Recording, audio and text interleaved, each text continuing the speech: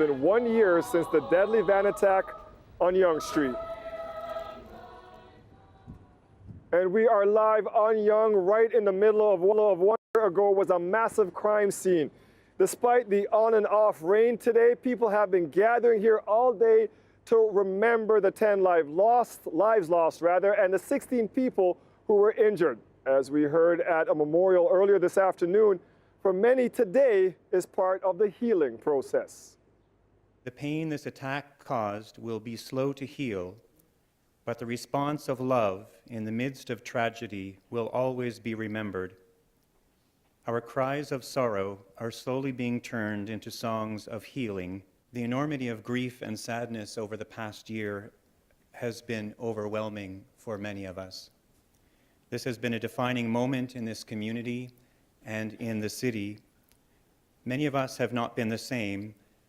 Some of us are more grateful for the life that we have, more aware of the people around us, and more mindful of the ways we are called to contribute towards the building up of our own communities. Those who packed the memorial this afternoon were people who live and work in this community. Another vigil is just getting on the way here at Mel Lastman Square. Talia Ritchie joins us live from there right now. And Talia, a lot of people are still trying to process what happened here a year ago. That's right, Dwight. I actually asked many people today, does it feel like a year has passed? And many of them told me, no, it's still very fresh in their minds. I met people today who still haven't returned to work. Some who say they're still having nightmares about the things that they saw. For people who were here that day, their lives were changed forever. And on today's anniversary, it's brought up some tough emotions. These places that were once marked with police tape have been replaced with expressions of love. Roses laid on handwritten messages of hope. 1 year after 10 lives were cut short and many more were forever changed, this is what Torontonians remember. We are reminded every day when we wake up and look out our window. We live on the 6th floor, so you look down and you just see the flashbacks of the bodies laying there with the orange blankets. To think about how busy this Yonge Street is, to think about how an attack can happen. At first I was avoiding Yonge Street altogether because I just couldn't handle it. And then I just thought, I need to get back out there. I need to live my life. But I haven't been able to go back to work. It was just too jarring for me. My whole sense of safety was completely taken away from me. We have colleagues that were actually out on the street that day. So getting the calls saying that they're on the street was a little bit traumatic. A moment of silence at Olive Square honored the lives lost. Therapy dogs and trauma counselors helped people deal with some of the difficult feelings today. I just had to do the best I can to help those people that was on the ground. Just some of them I had to comfort them. I had to come up with something to make them laugh. Although they were in pain, I had to come up with a joke to keep my sanity too, because I will break down like they break down. So I had some of them, the victim, I had to make jokes with them just to make, although in pain, just to forget their pain. While the memories resulted in some sadness and a few tears, a shared sentiment of community strength and remembering the victims was ever present. We just want to come back to express our support for Willowdale. We're all just a support group and supporting each other. We're really ready to help out and support one another in the community today. And that strong feeling of community was certainly evident by the number of people that came out today despite the rainy weather. Today's events will all wrap up with a few community dinners, encouraging neighbors to share a meal together. Dwight? Thank you, Talia. Now, many of the people hit by the van that day are still dealing with devastating injuries. Farah Morelli joins us now to talk about that part of the story. And Farah, you sat down with a 91-year-old woman who was hit by the van that day. She survived, but it changed her life forever. It really did, Dwight. Her name was Alexandra Koshenvikova. Despite her age, she said she was previously independent, active. She would walk this strip of Yonge to run her errands. Of course, this attack stripped her of the ability to do that. She can't get around without a wheelchair now. She requires daily visits from medical attendants. Her past year has been very difficult for her, and part of that struggle has been trying to fight for insurance coverage for her treatment. Tucked away in a glass cabinet in Alexandra Kozhevnikova's apartment are memories of her former life in Russia. And what's that one there? 30 лет победы. 30 years after victory, so they celebrate. In 2006, she followed her family to Canada, where she lived independently until a year ago today. Я из банка шла, купила там кассету яиц, да, шла по, как положено, пешеходной дорожке, и вот все, больше не помню. Speaking through a translator, who's her case manager, Kozhevnikova says she doesn't remember being hit by the van, just the aftermath. Через дорогу перетащил к нашему дому. Her neighbor dragged her. She said if it wasn't for him, she doesn't know if she would have been alive. Так я лежала в куче, и мертвые тут тела были, раненые были. She was in a pile of people, some dead, some wounded. She's lucky that she survived. Только не надо нервничать. Я не нервничаю, а плачу. Стараюсь сдерживаться. She's trying to control her emotions. It's always very hard for her to recall the accident. Kozhevnikova suffered serious injuries, multiple fractures and a head injury. Her life now, a stark contrast to what it was before. Да я спортивная была, Господи. У меня сейчас и кровать по заболеванию новая, высокая. Туалет тоже высокий сделали. Так и осталась я, Александра. Стала жить как бы по-новому. Вот в этом доме, в этой квартире. Мой друг. Michael Taylor has been helping Kozhevnikova with her injury claim, seeking money to pay for treatment. But it hasn't been easy. He says the insurance company initially challenged the seriousness of her injuries, denying several claims. But doctors have recently classified her injuries as catastrophic, which should allow her more money to continue treatment. Her spirit should be an example for all of us living in the city, in this province, in this country. She never gave up on herself. You've been through a lot. Have you gotten to a place where you're able to move on? Ну, психологически, так что уже привыкла, ко всему человек привыкает ведь.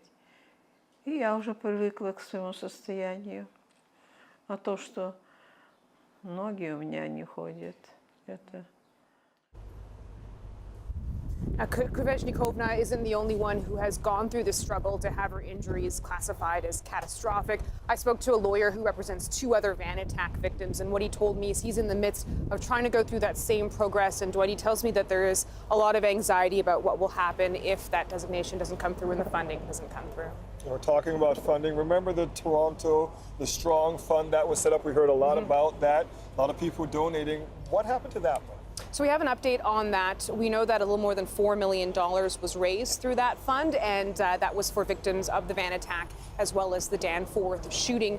Since then, in December, that money was distributed to victims and families. And actually today I spoke to a city official, an interesting anecdote for you. About a quarter of those victims who were deemed eligible for that money actually declined it and offered to give that back to people who might need it some more. So certainly a remarkable gesture from some of these people who've been through so much already. Thank you for sharing that. You're welcome. Thank you, Farah. Now, while some don't recall the trauma of that day, the woman we're about to meet remembers it in vivid detail. Tiffany Jeffkins was one of the many people who sprang into action after the attack. Metro Morning's Matt Galloway recently spoke with Jeffkins about what happened in the moments after the chaos began. We were sitting right here in the spot. I was having a picnic with my good friend and her daughter and my daughter, and we decided out of the one nice day, it was the first day that we decided to take our kids outside, and we just decided to make camp here. As I'm in this position speaking to her, I see the van, a white van, mount the sidewalk and plow into a group of pedestrians. And that was just right over here? Just right here. And it veered off back onto the road and just continued south down the street. We put the girls in the strollers, buckled them up, and as I'm buckling her, I already had decided. I think I knew I had to go and help. And I keep my keys in the stroller, and so I grabbed them because there's a CPR mask on them, and I just turned to her and asked, "Can you watch her?" And she says, "Do what you got to do." And then I took off. So where did you go? And so I ran. So I just straight line, direct line. I just started running up the street here. Okay. There's 2 victims here, and I only can pick out this spot because at a point when I'm, after we had rolled them over and discussed earlier, my knees start throbbing, and I realize I'm kneeling on a grate. Oh wow! And that's to me like a very vivid point in my memory because I'm in pain. You called out for people to come and help you. Did people do that? Did people step up and get involved? No. There was one person already here when I arrived, a gentleman, and he was attending to another victim. And when I started and I called out and I said, "Can anybody help? Does anybody know CPR?" I had about 30 people just blankly stare at me, or they were kind of immersed in their own shock. But over the process of what felt like an eternity, people finally stepped up. And I remember to this day because it was that moment that I remembered where I was in pain and I looked down and looked at the subway grate. By the time I had looked up, a gentleman approached me and he said, "I think I know CPR, I think I can help." And it's amazing because I will never forget that sense of relief and that sense of calm that I had, that I knew humanity was going to step in and that, that we had to pull together and do whatever we could. I mean, you say you come through here all the time, but has your relationship, given what unfolded here, changed? I definitely feel more anxious being around here. What do you mean? It's made me more cautious about walking down the street. It's made me more acutely aware of the sounds. So you of just trucks reacted. coming. You just reacted to the truck. I noticed that went it by. absolutely Yeah. because those are sounds that I inherently listen to because I can now I just unfortunately relate it to that day and relate it to the van. What would you say to people who would find themselves in that situation? Not as traumatic as this, but where they could be on the edge of something and they could help out. Sure. And they don't know what to do. What would you say? Absolutely. In fact, most of the time, if it's going to happen to you, a traumatic experience or someone who collapses, it's going to be someone you know, and it's probably going to be in your home. The statistics show us that. And so what to say to that is that do the best you can. Something is better than nothing. And in a lot of CPR education, we emphasize this because, like you said, it's that paralyzed by fear or the being overcome with panic or emotion. It's something is better than nothing. And to do something means that you've potentially given them a chance at survival.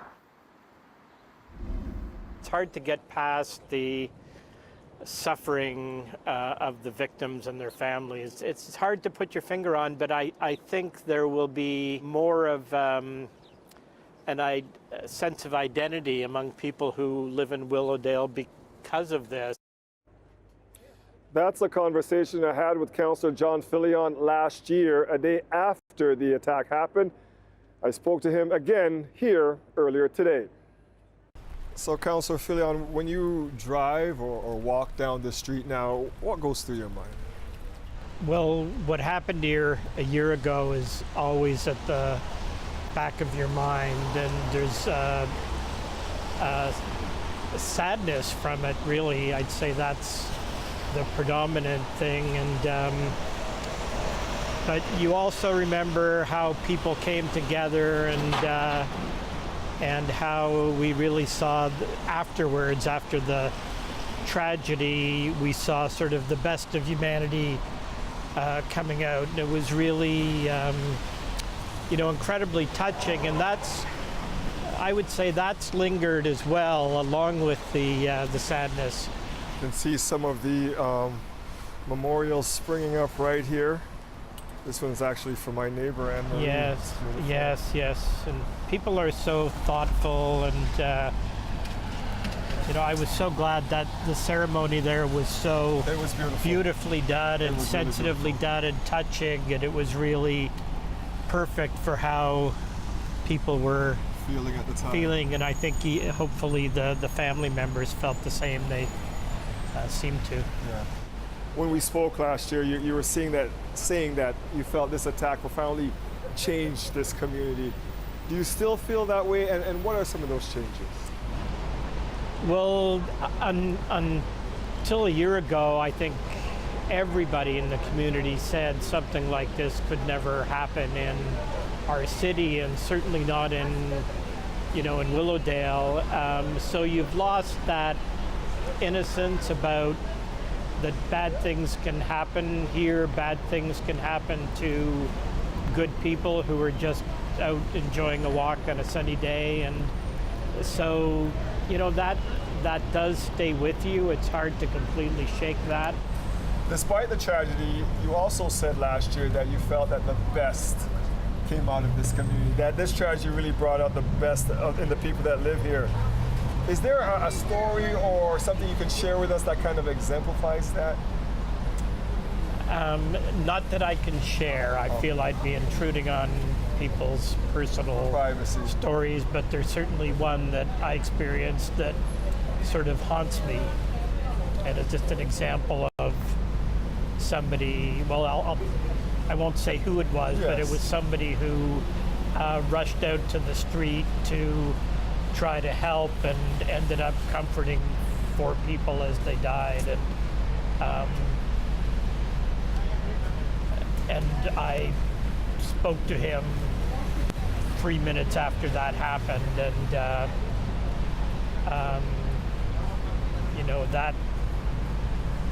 that moment really. I think one of the families, the Miko family, said they hope that after this that we're all kinder to each other. Appreciate your time. Okay, thank you, Mike. Thank you. Mike Wise is back in the studio with more local news for you after the break, and I'll be back a little later with more here from Yonge Street. We'll hear from survivors, the families of those lost, and neighbors and total strangers. All day, messages of love, support, and remembrance have been written at Melasmin Square, and all the rain today couldn't wash away those messages. As we head to break, we remember the victims of the Yonge Street tragedy 1 year later.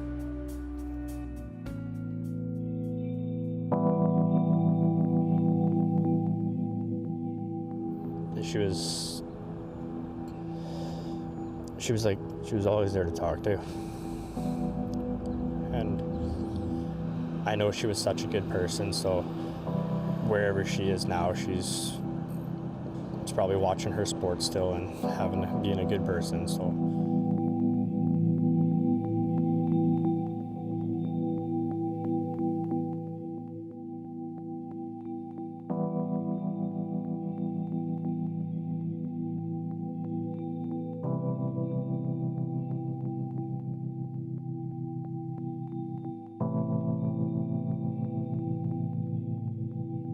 She's one of those humanitarians that really cared about her community, cared about the people she worked with. She just went way beyond about a lot of things. And so sometimes when I feel a little bit one of those 5 stages of grief, which is anger, I look down on that and just basically say, yeah, what would she do? And then we end up kind of answering a lot of the questions.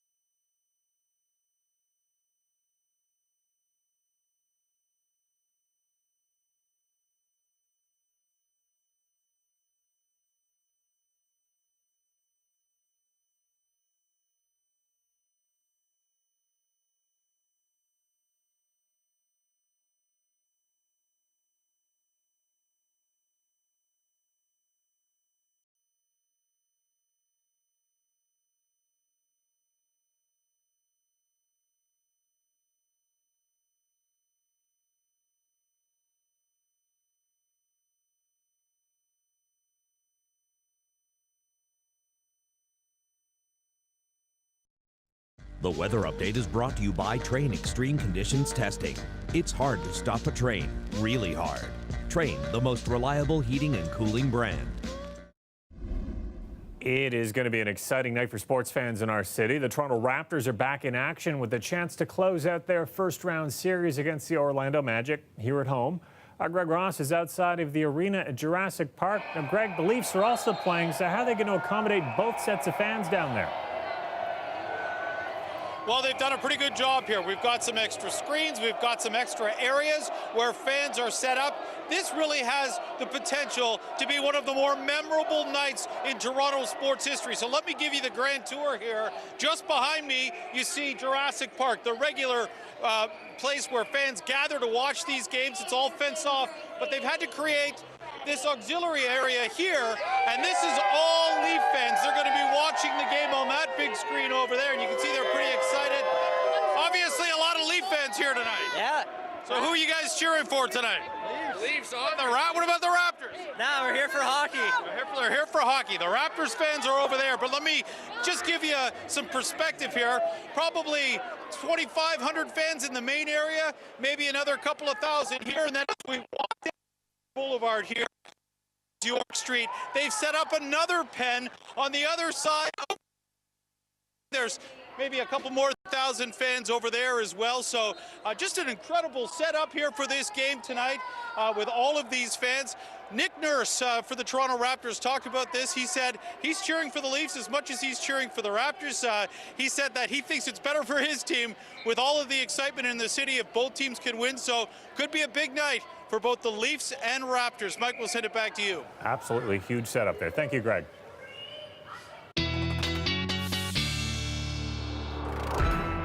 And having a look at your weather, really nice to see that some of that heavier rain is well off to the east of us now. A little bit of patchy drizzle still hanging in there and some scattered showers, but most of that will continue moving out of the area. However, we're going to hold on to some of the cloud cover for a while, so that's going to be an issue. Not so much of an issue, but into tomorrow morning, and then things improve dramatically. We'll actually find the sun coming out, and much of the day on Wednesday is going to be sunny with just a few clouds. So it's looking good. A northwesterly wind, though, will make it feel just a little bit cooler, but temperatures generally, like we're seeing right now, current readings out there in the mid-teens. Into Thursday, another day looking good, but the winds are going to turn around to the southwest, and as they do, it's actually going to hike our temperature up. So we have some milder air on the way. After tomorrow, we really see the temperature going above seasonal.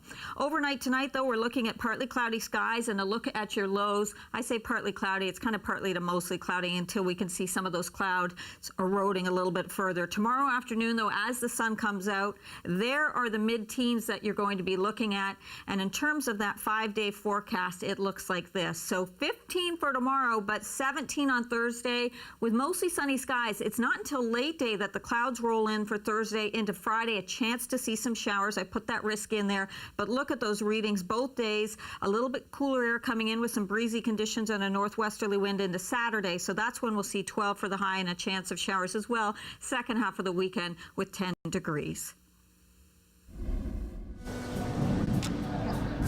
Well, they aren't the first responders on scene, but they are some of the first people who interact with victims and their families when tragedy strikes. Coming up a little later, we hear some unique perspectives from people in the medical community.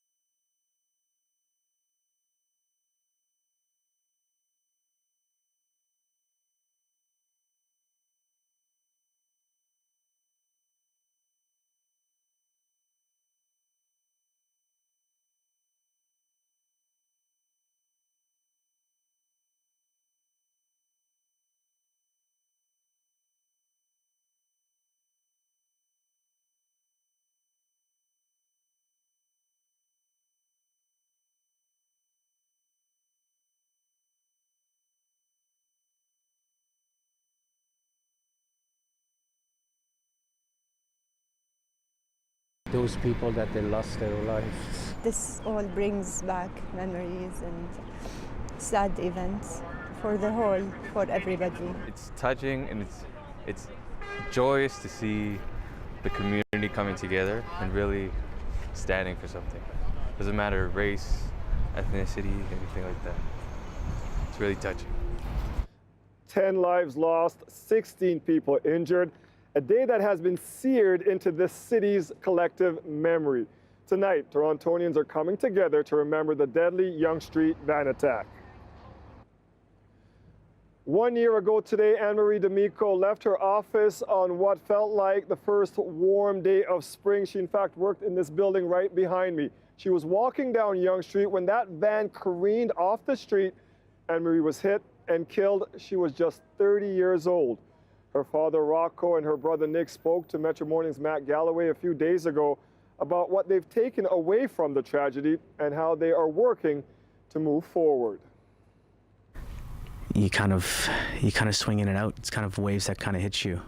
You feel sad, you feel, frustrated, you feel, at times you feel better that she's still with you and she's helping you in your life when you can look back and or look forward and take things with you. So it kind of takes you all over the place. And you know, at this time you're thinking back to a year ago when it happened, and all those emotions of that day for us kind of come back. So we're just trying to handle those as best we can. And Rocco, how are you doing? I've seen better days. Yeah, it's not much different than what Nick just said. Basically, it's people say you got to take it day by day, but it's almost hour by hour. Hour by hour. And what is that like for you? It's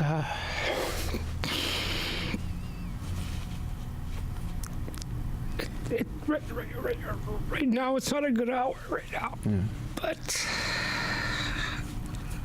you can wake up in the morning and feel like you're ready to start the day, and then something just triggers you and it kind of sets you back, and then we look to each other, and we speak 2 or 3 times a day and just try and be there for each other and trying to help each other through the tough times to make sure we're looking out for each other. Tell me about Anne-Marie, and if you think of her, what's the first thing that comes to mind? Well, for me, I only remember the good things. It's amazing how you lose someone and that expression, you don't know what you got till it's gone. And I think of all the good things that she has that I bring forward with me. So her just compassion for others, and her ability to want to look out for everyone around her, everyone she knew. That's kind of what I take forward.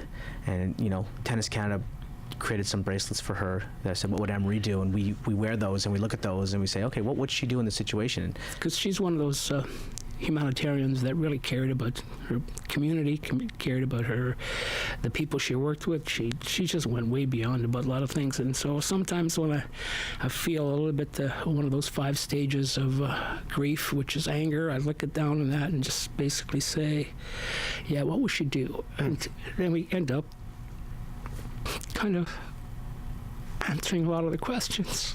Did it help that this, in the most awful way, this was such a public thing, but that the city was there as well, that this was something that immediately and in this terrible way affects your family, but the city was so profoundly affected by that as well? Did that help, that the city, in some ways, we were all right there with you? Well, again, now Toronto's part of my family.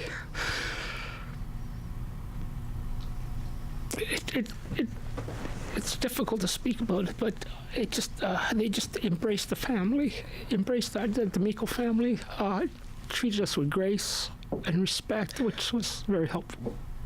You don't know how you're going to handle something so tragic and something that just hits you right at your heart, kind of knocks the wind out of you. We've been trying to stay very positive the whole thing, and we've realized over the years it's not easy, but the more you kind of try to attain a positive viewpoint, it helps. When you think of her and it brings a smile to your face, what's that moment?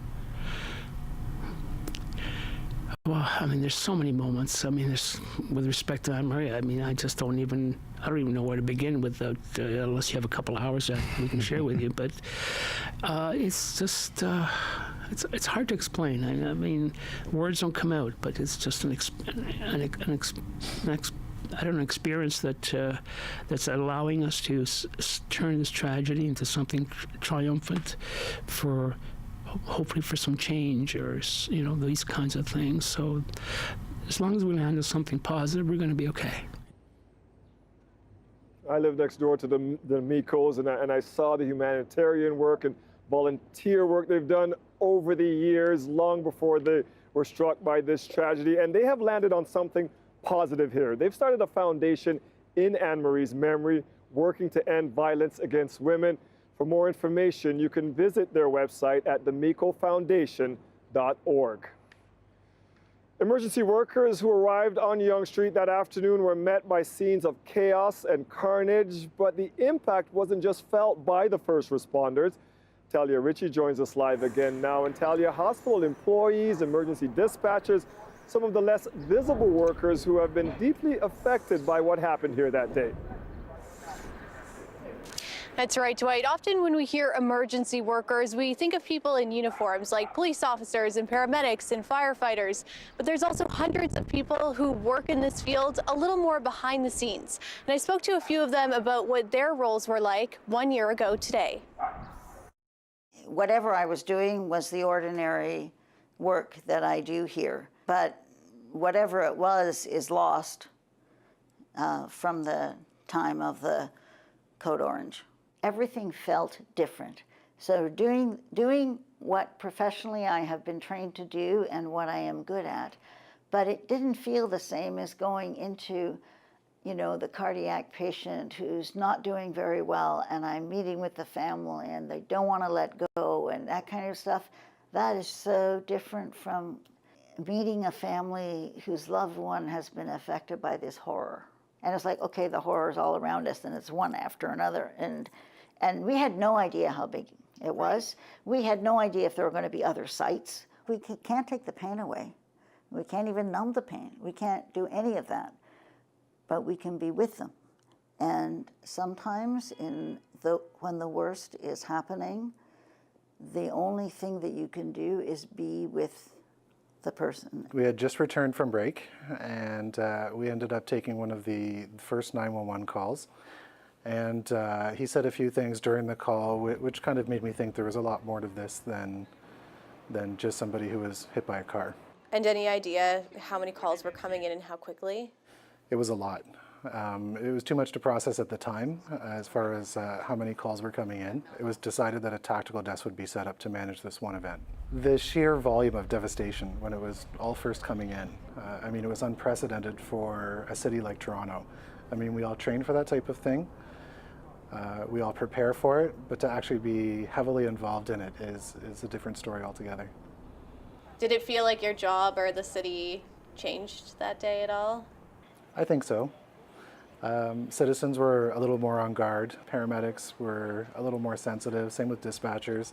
Anybody who works in the allied services, I think, was changed that day a little bit. Our Sunnybrook staff, who worked very hard that day, and not just that day, but beyond that, to continue on the care of the injured patients, and just to acknowledge what impact it had on them. I think everyone, it affects them each a little bit differently, but today was a good reminder, a good part of the healing. I think it was very important to have the memorial.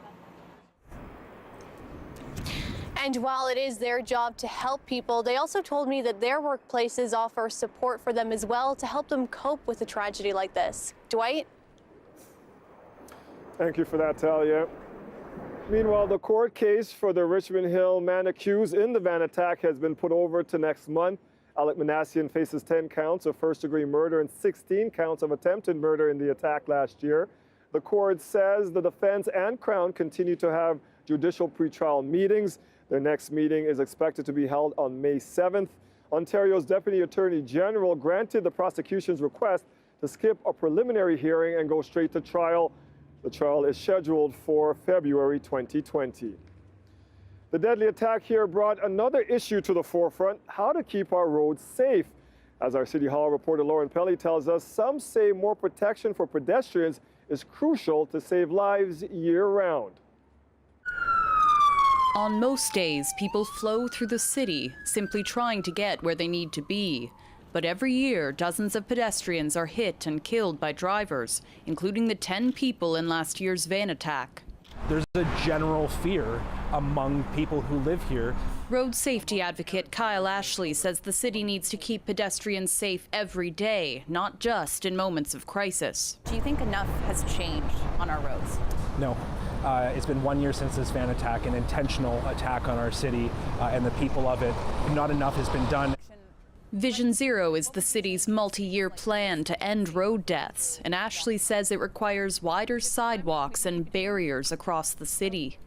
If a car, whether by intent, as we saw up in Yonge Street, or by error, somebody has a medical emergency, this would stop a car from injuring this man who's just standing here on his phone and would have no idea that anything's coming.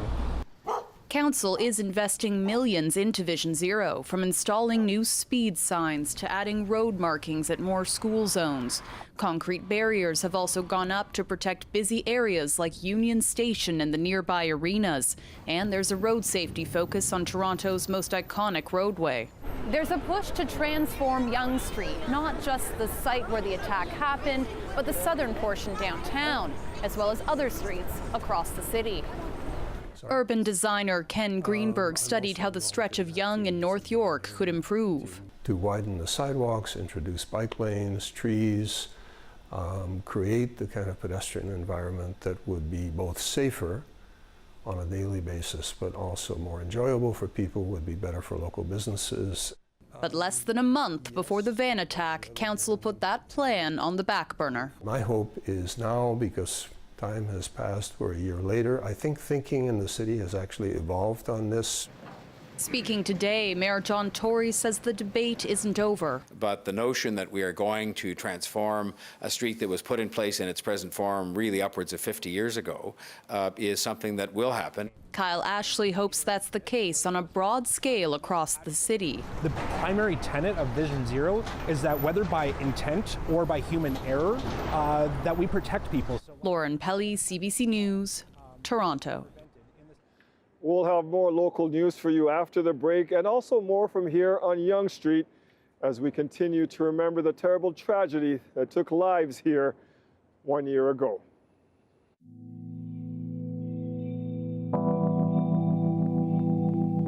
I thought I was accepting it pretty well in the beginning, but these days I think it's harder for me to actually think and accept the fact that she's actually gone forever.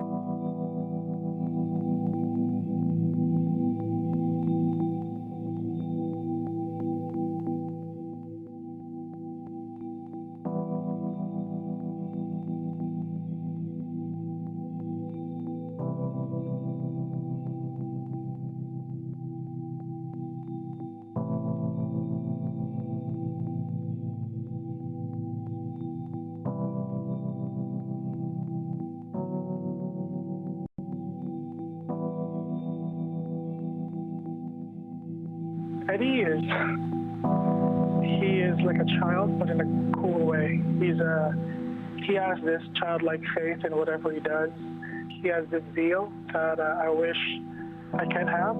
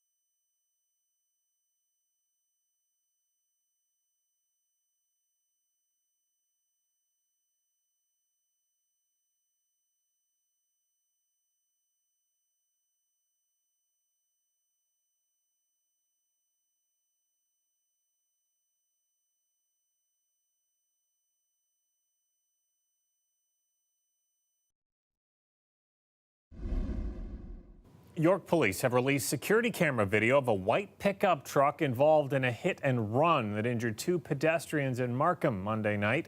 45-year-old woman is still in hospital with life-threatening injuries. A 44-year-old man suffered minor injuries. Now, police say this collision occurred near Yonge and Meadowview. That's just north of Steeles. Officers are urging the driver to get a lawyer and then contact police. Well, illegal pot shops in this city have been popping up even after officials shut them down. The city says part of that is because of a loophole in the legislation. Lisa Shing explains. This Etobicoke pot shop is just the latest to be shut down by the city. But there is one chain in particular that's giving them a hard time. Just last week, this popular Fort York location was raided a couple of times. The city says some shops claim there are tenants living there. Where it's a person's residence exists, we can't bar or physically prevent somebody from being able to access their residence. And this location here on Bloor Street is one of the 2 locations where the city says owners are using the residential loophole to get back in after being shut down. Others just enter anyway. We do have a couple that are testing the limits of the law. How are they able to test those limits so successfully, if you will? If somebody's willing to physically break our locks or force their way back into a premise once we've barred entry, there's very little us, or even when Toronto Police were doing the charges themselves under the Cannabis Control Act, that we can do to physically stop that. The overarching problem is there's still high demand for illegal dispensaries with relatively few legal storefronts. It speaks to the deep imperfections with legalization so far. There's a supply issue still, there's a quality issue still, there's an inability of people to access cannabis the way that they want and also at the price range that they want. The city says the number of illegal pot shops changes day to day. Right now, there are still 16 operating. Lisa Shing, CBC News, Toronto. And before we head to break, here's a look at where the markets closed today. We'll be right back.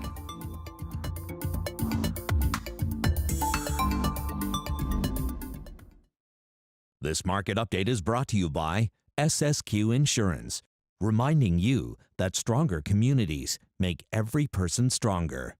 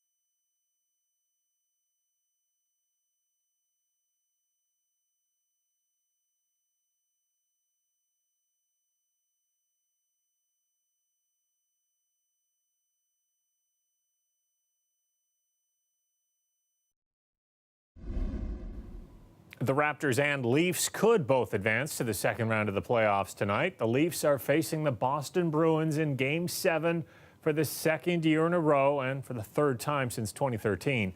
Our Greg Ross is live outside Scotiabank Arena. And Greg, the crowd there loud. They're hoping this year will be different.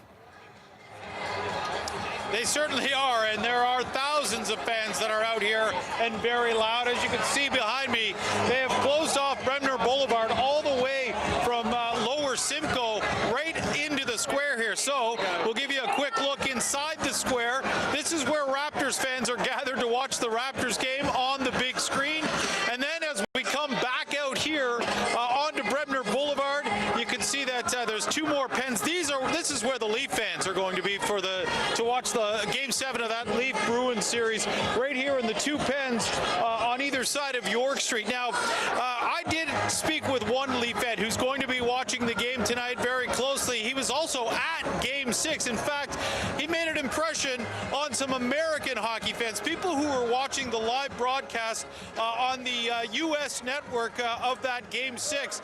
There was a technical issue with the main follow camera. They had to switch to a lower angle, but what they got was the back of this man's head, and it has created a meme storm online. Let's hear what he had to say today. Nobody said anything to me. I was just standing kind of like the rest of the crowd in the game and had no idea that I was in the way of all the action. What are some of your favorite memes?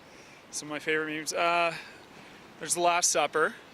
Your head blocking the Last Supper. My head blocking the Last Supper, yes. My head blocking the moon landing. Somebody trying to punch my head through a TV screen. Blocking Bobby Orr's famous goal. Orr's most famous goal, I think, of all time. If I was aware that that camera behind me was on national TV, I wouldn't have put my head in front of, I don't know, hundreds of thousands of fans. Even though it's mostly Bruins fans that you were upsetting. It's true. It's better than it being Leafs fans, that's for sure.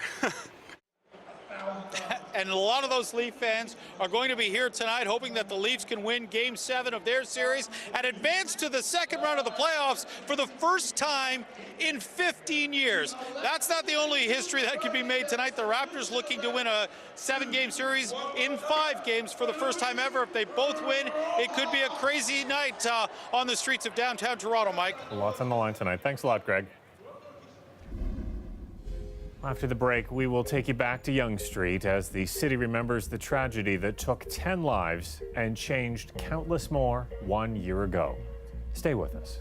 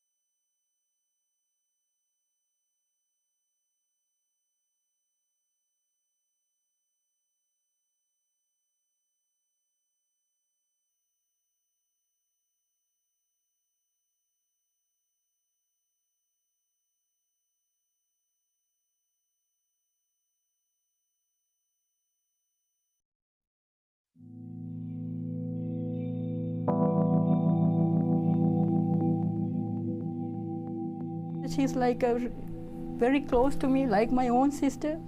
I miss her so much. I'm telling you, she didn't deserve to die.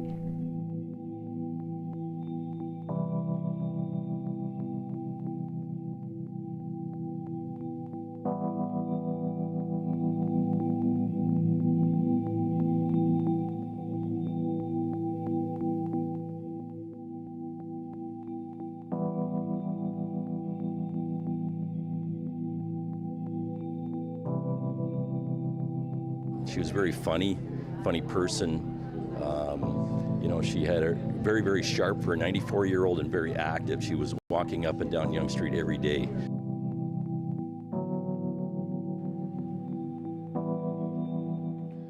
We are live at Mel Lastman Square on Yonge Street, where all day members of this community have been remembering the victims of last year's van attack. Sean Huss Church has been a place for the Willowdale community to heal over the past year. I met with him earlier today to reflect on how a tragedy united strangers. Everybody wanted to talk.